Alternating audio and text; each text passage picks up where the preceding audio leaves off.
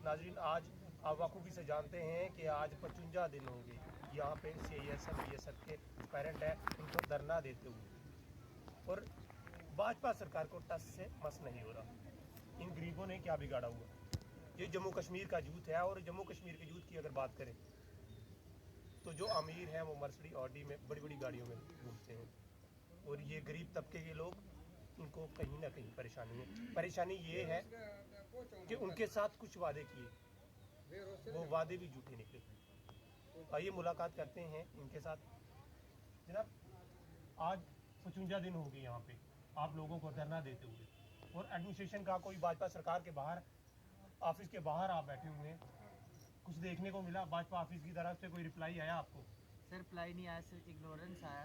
बार बार ignore किया जा रहा है हमारे बच्चों को, क्योंकि पीसफुली जब हम बैठे हैं इनको कोई फ़र्क नहीं पड़ रहा है। ये सोचते हैं कि हमारा क्या जा रहा है, बैठे हुए हैं चुपचाप, इन्होंने हमारा क्या करना, क्या नुकसान पहुँचाएंगे। लेकिन हम सरकार से बार बार ये अपील करते हैं कि हमारे मुद्दों की सुनवाई हो, हमें हक मिले, हमारा इंसाफ मिले।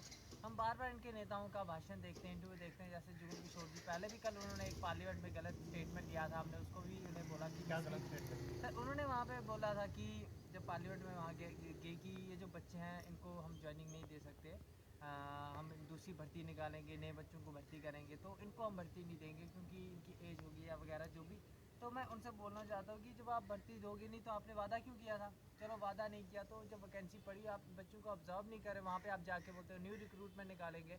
अब न्यू रिक्रूटमेंट जो आएगी उसमें हम अप्लाई तो कर नहीं सकते, एवरेज हो गए, तो आप क्या करेंगे हमारे लिए? आप ये बताइए ना। जो न्यू रिक्रूटमेंट आएगी वो तो प्रोसेस है, वो तो आना ही आना है, वो गवर्नमेंट नहीं निकालेगी, वो BSF निकालेगी जो हमारी फोर्स है। तो वहाँ पे वो एक तरह से मिसलीड करते कि वहाँ पे कोई प्रॉब्लम नहीं, बच्चे प्रोटेस्ट पे बैठे, पहले उन्होंने बोला, फिर बाद में BSF CISF के साथ CRPF भी जोड़ दी। CRP का यहाँ पे कौन है आप मुझे बताइए? अगर CRP जोड़ दी फिर ये SSC का मसला आ जाता है, कहीं ना कहीं इन्वॉल्वमेंट हो जाती है। बट ये मसला सिर्फ हमारे UT का BSF CISF का, तो उन्हें इस बारे में भी नॉलेज नहीं कि मसला किसका है। तो कहीं ना कहीं आप जब पार्लियामेंट में बैठते हैं, जब आप स्पीच देते हैं, आपको बहुत रेयर टाइम मिलता है, when you got very rare time to speak in the parliament, because you know there are many members in the parliament who know to speak and who want to speak there about the state या UT। तो ये बहुत ही गलत बात है, आपको इतना rare time मिला अपनी स्टेट, अपनी UT को रिप्रेजेंट करने के लिए, उनकी समस्याओं को, उनकी प्रॉब्लम्स को, बट वहाँ पे आपने जाके मिसलीड कर दिया। बच्चों का आपने मुद्दा ही नहीं रखा, आपने बोल दिया कि हम दूसरी भर्ती निकालेंगे तो उनको भर्ती करवाएंगे। हमें क्या प्रॉफिट मिला? हम यहाँ पे पागल हैं जो इतनी देर से बैठे, और आज उनका न्यूज़ स्टेटमेंट हम देखते हैं, वो वहाँ पे बोलते हैं कि अवरेज जो बच्चे हो गए उनकी जिम्मेदारी हम नहीं ले सकते।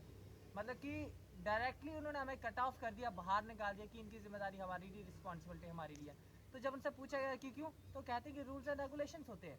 तो आप मुझे बताइए, ओके वी गॉट इट कि रूल्स एंड रेगुलेशंस होते हैं भर्ती में, एवरेज हो गए जो भी what ever it is, okay हमने मान लिया, लेकिन आप मुझे बताइए इसका जिम्मेदार कौन है? एवरेज अगर बच्चा हो, भर्ती का 1 साल का प्रोसेस होता है, आपने 4 साल भर्ती में लगा दी, वो कहीं ना कहीं गवर्नमेंट का दोष है या बच्चों का? बच्चे तो अपनी मर्जी से नहीं ना, बच्चों ने अपना जिस साल उनका पेपर रिटर्न हुआ मैडम उन्हें दिया, क्योंकि गवर्नमेंट से तो हम कुछ जंग नहीं ना लड़ सकते कि आप जल्दी कीजिए। तो बाद में उन्होंने दोषी ठहरा दिया किसको? बच्चों को, कि अवरेज हो गई, हम क्या कर सकते हैं? फिर बोलते हैं कि जो जिनकी बच्चों की एज पड़ी हुई है उनके लिए भी ये नहीं बोला कि उनको इसमें अप्लाई अब्जॉर्ब कर लेंगे, उनको बोलते हैं कि हम न्यू रिक्रूटमेंट निकालेंगे ताकि वो फॉर्म अप्लाई कर पाए और मतलब पास आउट कर पाए। तो आप मुझे बताइए आपने दिया क्या? रिलैक्सेशन कहाँ पे दी? आप डायरेक्टली मिसलीड कर रहे हैं, मुद्दों को भटका रहे हैं, आपको पता ही नहीं मामले का। हम यहाँ पे इसलिए थोड़ी बैठे हैं कि आप दोबारा भर्ती निकालें। आप क्या अमेंडमेंट करने वाले हैं कॉन्स्टिट्यूशन में कि एज को बढ़ा दिया जाएगा जनरल के लिए, SSC के लिए, कि हम क्योंकि एवरेज हो गया हम, तो वो बोलते हैं हमारी कोई जिम्मेदारी नहीं। तो रूल्स एंड रेगुलेशन तब कब थे जब 1 साल का प्रोसेस होता, आपने 4 साल लगा दिए।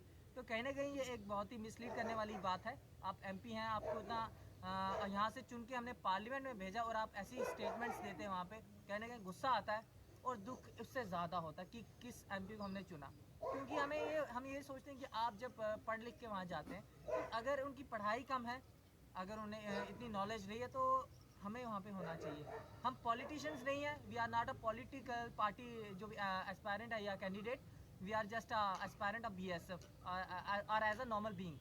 तो हम उनसे बोलना चाहते कहीं ना कहीं, हमें अपने ऊपर प्राउड होता है यार कि हमें आपसे ज़्यादा नॉलेज है, आप हमारे साथ डिबेट कीजिए, हम आपसे क्रॉस क्वेश्चन करेंगे, आप हमसे कीजिए, देखते हैं कौन की बाजी मारता है। तो ये कहने की गलत बात है। आप जब भी कोई बात बोलते हैं उसको सोच समझ के आपको बोलिए। क्या लगता है, आज 55 दिन हो गए आपको यहाँ पे लगातार जी सर। धरने देते हुए, जी सर। आपको क्या लगता है कि भाजपा सरकार के नेता, जिन नेताओं ने आपके साथ वादा किया था, वादों पर उतरे कि नहीं? सर कहते हैं ना one there is a hope there is a way, hope पे कायम है, होप पे चल रहे हैं। तो कहीं ना कहीं उम्मीद है कि हमारी बातों की सुनाई होगी, लेकिन इनके नेता ही अजीब स्टेटमेंट देते हैं। अभी इनकी एक वीडियो देखिए, वहाँ पे ये दिखाएंगे, अजय जी दिखाएंगे, पार्लियामेंट में एक कहानी सुनाने का टाइम है इनके पास, स्टोरी सुनाने का टाइम है, पता नहीं कौन कौन सी, लेकिन बच्चों का मुद्दा रखने का टाइम नहीं। जब 55 दिन से 55 डेज से without any shelter, without any food, उनको प्रॉब्लम फेस करनी पड़े, स्टारवेशन की, न्यूट्रिशन की, वाटर की, एवरीथिंग हमने फेस किया, फाइनेंशियल प्रॉब्लम्स फेस की, खाना तक नहीं था। अब तो सिविल सोसाइटीज हेल्प करें, that is we are standard here, survive कर पा रहे हैं। तो आप बताइए इसका जिम्मेदार कौन है? हमें आज थी सरकार से, आज सरकार ने लेकिन हमें डिनाई कर दिया, इग्नोर कर दिया, तो बहुत ज़्यादा दुखी है इस बात से। तो आपको अजय बीएसएफ सीआईएसएफ के एस्पायरेंट इन्होंने खास लफ्जों में कहा कि आने वाले दिनों में कुछ देखने को मिलेगा। देखने को ये मिलेगा, अगर ये लोग जम्मू कश्मीर का यूथ परेशान है, इनको कहीं ना कहीं नज़रअंदाज किया जाता है, तो नाज़रीन ये कहाँ का इंसाफ है? ये जम्मू कश्मीर का यूथ है और जम्मू कश्मीर का आने वाला फ्यूचर है। ये इंसाफ नहीं है, इंसानियत नहीं है। आपके घर में भी बच्चे हैं, इस चीज़ पे गौर कीजिएगा। अगर एडमिनिस्ट्रेशन का कोई इंसान इस वीडियो को देख रहा हो तो नज़र डालिए। ये 55 दिन हो गया घर से बाहर। आपका बच्चा एक दिन घर से बाहर निकलता है तो फ़ोन कॉलें करते हैं, ढूंढते निकल पड़ते हैं। जिनके बच्चे आज 55 दिन हो गए घर से बाहर, उनके घर में क्या हाल है? ये कहाँ कहाँ से आउट ऑफ डिस्ट्रिक्ट बार बार से लोग हैं, दूर दूर दराज के जो लड़के हैं।